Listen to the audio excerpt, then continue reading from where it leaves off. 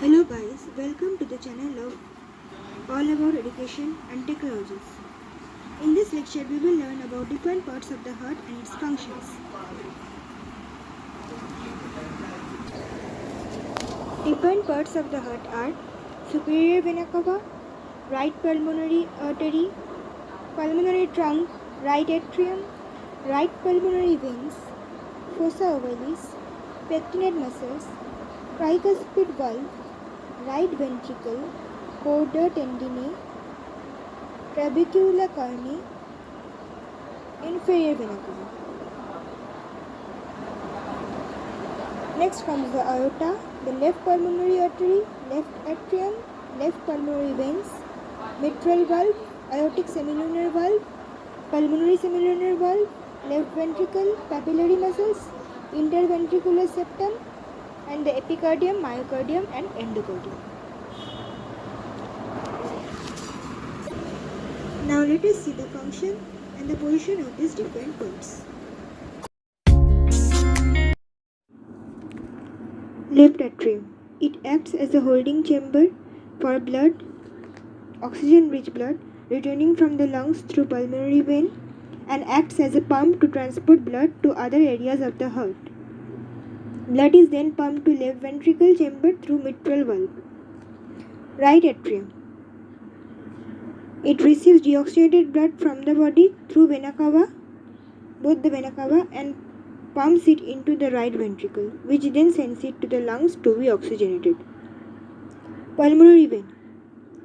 It carries oxygenated blood from lungs to left atrium, whereas ordinary veins or the general veins carry deoxygenated blood from rest of the body to the heart. There are 4 types of pulmonary vein. 2 major types are the right and the left, of which they are further divided: superior right pulmonary vein and the inferior right pulmonary vein, both of which carry blood from right veins to the heart. Similarly, the left pulmonary veins are also divided. The left pulmonary veins are connected with the left lung, where oxygen enters the blood through gas exchange in the alveoli and carbon dioxide is thus expelled out of the body. Left ventricle. They are the thickest of the heart's chamber and is responsible for pumping oxygenated blood to tissues all over the body. When blood is pumped to left ventricle chamber through mitral valve, after the process blood is pumped out through aortic valve into the aortic arch and to the rest of the body. Right ventricle. Solely the right ventricle pumps blood to the lungs, the anterior of the 4 heart chambers. It is also called the anterior of the 4 heart chambers. It receives deoxygenated blood from right atrium and pumps it into the pulmonary circulation. During diastole, blood enters right ventricle through the atrioventricular orifice through open tricuspid valve. During systole, blood is ejected through open pulmonary vein into the pulmonary trunk. Aorta. It is the largest artery in the body. It begins at the top of the left ventricle. Heart pumps blood from left ventricle into aorta through the aortic valve. There are 3 leaflets on aortic valve which open and close with each other in the heartbeat to allow one-way flow of blood.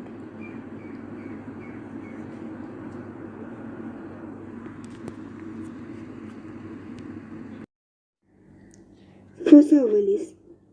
It is a depression in the right atrium of the heart at the level of interatrial septum. It is the remnant of the thin fibrous sheet that covered the foramen ovale during fetal development. Pectinate muscles. They are the parallel ridges in the walls of the atria of the heart. Tricuspid valve. 2 main valves on the right side of the heart are the tricuspid valves. Normally, tricuspid valve has 3 flaps allowing blood to flow from the right atrium of the right ventricle and preventing blood from flowing backward during ventricular systole. During ventricular diastole, it allows the flow from right atrium into right ventricle. The backward flow is known as the tricuspid regurgitation. Mitral valve. They are also called the bicuspid or the left atrioventricular valve. This is the valve with two flaps in the heart lying between left atrium and the left ventricle. Blood flows through open mitral valve during diastole with contraction of the left atrium, and mitral valve closes during systole with contraction of the left ventricle. Aortic semilunar valve. It lies between the left ventricle and the aorta. Oxygen-rich blood from heart to body flows through aorta. This valve protects the blood from flowing back into the left ventricle. Pulmonary semilunar valve. It lies between the right ventricle and the pulmonary artery and has three cusps. It prevents backward flow of blood.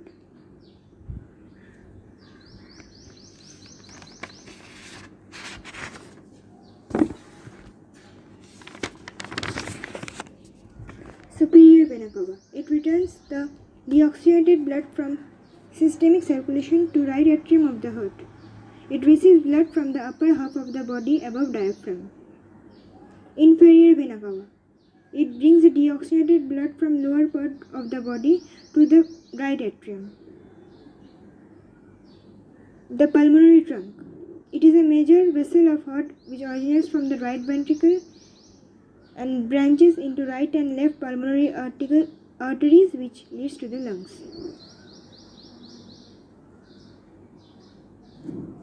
Chorda tendineae. They are the tough tendinous strands which are also called the heart strings. They are to hold the atrioventricular valve in place while heart is pumping. Trabeculae carni. They are the irregular set of muscles present in the inner surface of the ventricle which prevents inversion of the mitral and tricuspid valve. The papillary muscles. They are located in the ventricles of the heart. Indirectly, it prevents the inversion of mitral and the tricuspid valve. Now comes the three layers of the heart: epicardium, myocardium and the endocardium. Epicardium. It protects inner heart layers, assists in the production of pericardial fluid, and it has the coronary vessels which supplies the heart valve with blood. Myocardium. It stimulates heart contractions to pump blood from ventricles and relaxes the heart to allow the atria to receive blood. Endocardium. It is the innermost layer of tissue lining the chambers of the heart, which provides protection to the valves and the heart chambers.